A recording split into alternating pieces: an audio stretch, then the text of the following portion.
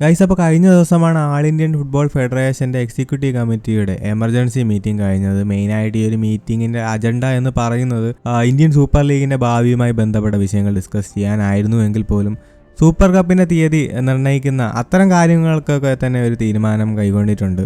ഇപ്പോൾ AFF ഔദ്യോഗികമായി തന്നെ സ്റ്റേറ്റ്മെൻറ്റ് പുറത്തു വിട്ടിരിക്കുകയാണ്. അതായത് ഒക്ടോബറിൽ സൂപ്പർ കപ്പ് കണ്ടക്ട് ചെയ്യാമെന്ന കാര്യം ഇപ്പോൾ കൺഫേം ആയിട്ടുണ്ട്. ഒക്ടോബർ 25 ഇന്ത്യൻ ഫുട്ബോൾ സീസൺ ഓപ്പണറായി super cup tournament kick off ആവുന്നതാണ്.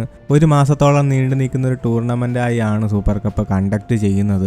ഒക്ടോബർ 25 മുതൽ നവംബർ 22 വരെയാണ് സൂപ്പർ കപ്പ് നീണ്ടു നിൽക്കുന്നത്. മാത്രമല്ല ഒരു ഫേസ്ഡ് മാനറിൽ തന്നെയായിരിക്കും ഇത്തവണ സൂപ്പർ കപ്പ് കണ്ടക്ട് ചെയ്യുക. അതായത് ക്വാളിഫയേഴ്സ് ജയിച്ച് ഗ്രൂപ്പ് സ്റ്റേജിൽ കിടക്കുന്ന ആ ഒരു രീതിയിൽ തന്നെയായിരിക്കും ഇത്തവണ കണ്ടക്ട് ചെയ്യുന്നത്. ഓൾസോ ഗൈസ്, സൂപ്പർ കപ്പിന് മുന്നേ ISLന് ഗ്ലോബൽ ടെൻഡർ വിളിക്കും. പുതിയ ഓർഗനൈസേഴ്സിൻ്റെ കാര്യത്തിൽ സൂപ്പർ കപ്പിന് മുന്നേ തന്നെ ഇന്ത്യൻ ഫുട്ബോൾ ആരാധകർക്ക് ഒരു കൺഫർമേഷൻ ലഭിക്കും.